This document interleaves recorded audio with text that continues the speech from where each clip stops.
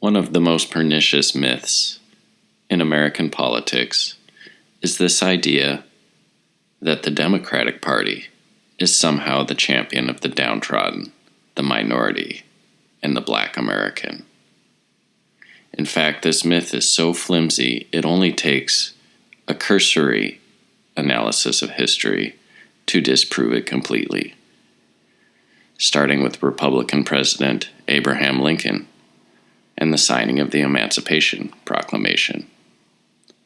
Going into the Reconstruction era, where freedmen blacks were Republican voters, to the founding of the KKK by the Democratic Party, to the Colfax Massacre, where an estimated 150 black freedmen were killed by Democratic operatives for exercising their right to free speech and to bear arms.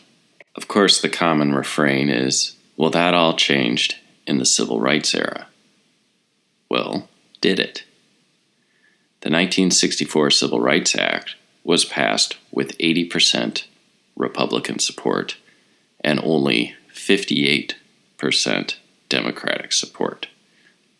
The first popularly elected African American United States Senator was in 1966. Mr. Edward Brooke was a Republican. Meanwhile, Governor George C. Wallace, and three-time Democrat presidential nominee, was doing his publicity stunt, the stand in the schoolhouse door, to prevent desegregation.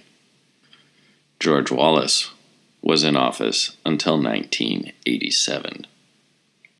Even more appalling is the career of Senator Robert Byrd, who achieved the rank of Exalted Cyclops in the KKK.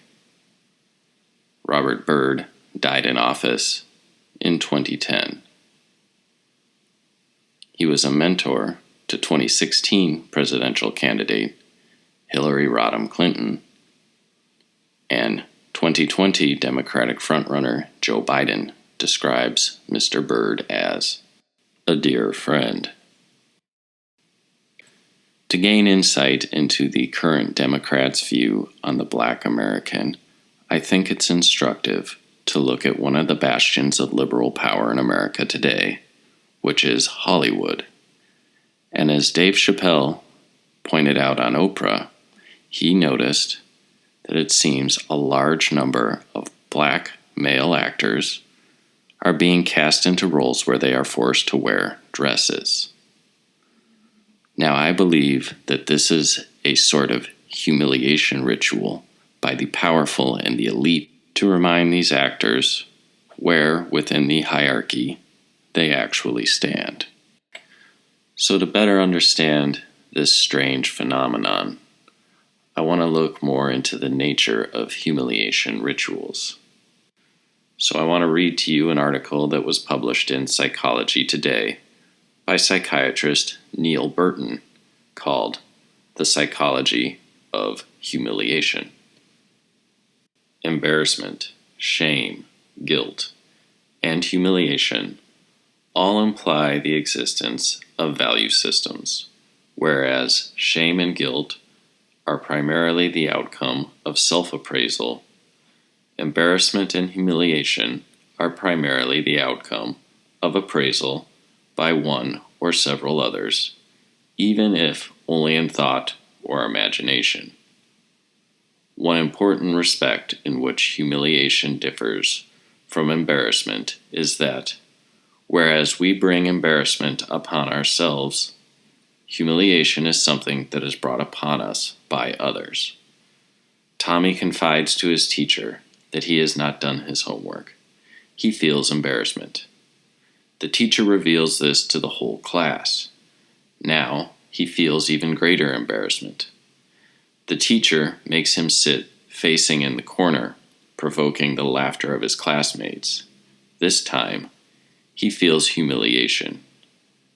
Had the teacher quietly given Tommy an F, he would have felt not humiliated but offended.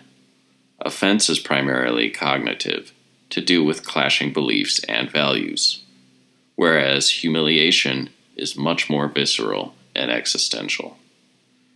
Another point of difference between humiliation and embarrassment is that humiliation cuts deeper.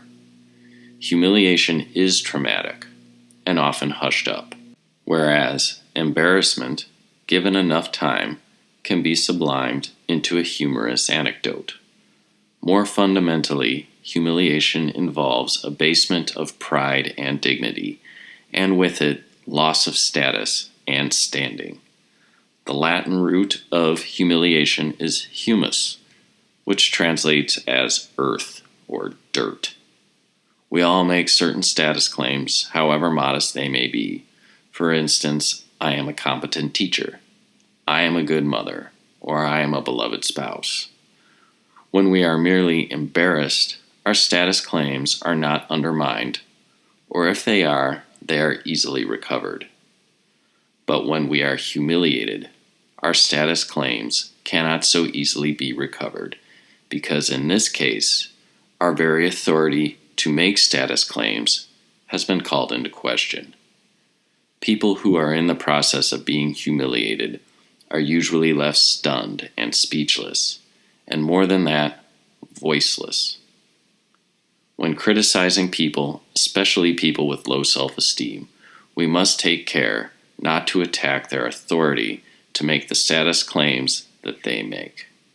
In short, humiliation is the public failure of one's status claims. Their private failure amounts not to humiliation, but to painful self-realization. Potentially humiliating episodes ought to be kept as private as possible. Being rejected by a secret love interest may be crushing, but it is not humiliating. Note that humiliation need not be accompanied by shame.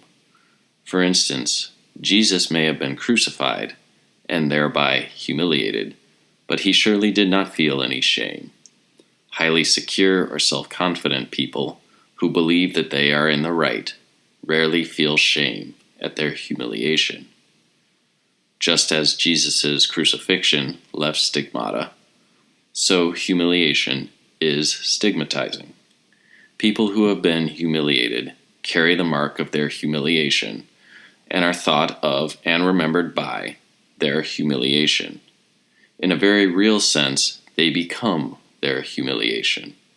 To humiliate someone is to assert power over him by denying and destroying his status claims. To this day, humiliation remains a common form of punishment, abuse, and oppression.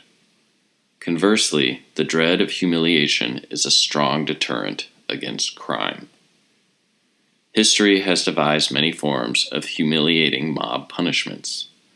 The last recorded use in England of the pillory dates back to 1830, and of stocks to 1872. Pillories and stocks immobilize victims in an uncomfortable and degrading position, while people gathered excitedly to taunt, tease, and abuse them. Tarring and feathering, used in feudal Europe and its colonies in the early modern period, involved covering victims with hot tar and feathering before parading them on a cart or wooden rail.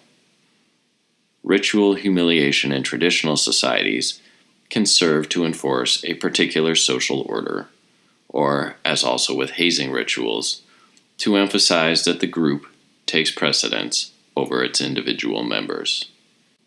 In hierarchical societies, the elites go to great lengths to protect and uphold their honor and reputation, while the common orders submit to prescribed degrees of debasement. Because elites live by their honor, and because they embody their people and culture, their humiliation can be especially poignant and emblematic. Humiliation need not involve an act of violence or coercion. A person can be readily humiliated through more passive means, such as being ignored or overlooked, taken for granted, or denied a certain right or privilege. He can also be humiliated by being rejected, abandoned, abused, betrayed, or used as a means to an end, rather than an end in himself. Philosopher Immanuel Kant argued that, by virtue of their free will, human beings are ends in themselves, with a moral dimension that invests them with dignity and the right to receive ethical treatment. To humiliate someone, that is, to treat him as anything less than an end in himself, is thus to deny him of his very humanity. When we are humiliated, we can almost feel our heart shriveling. For many months, sometimes many years, we may be preoccupied or obsessed by our humiliation and its real or imagined agents or perpetrators. We may react with anger, fantasies of revenge, sadism, delinquency, or terrorism, among others.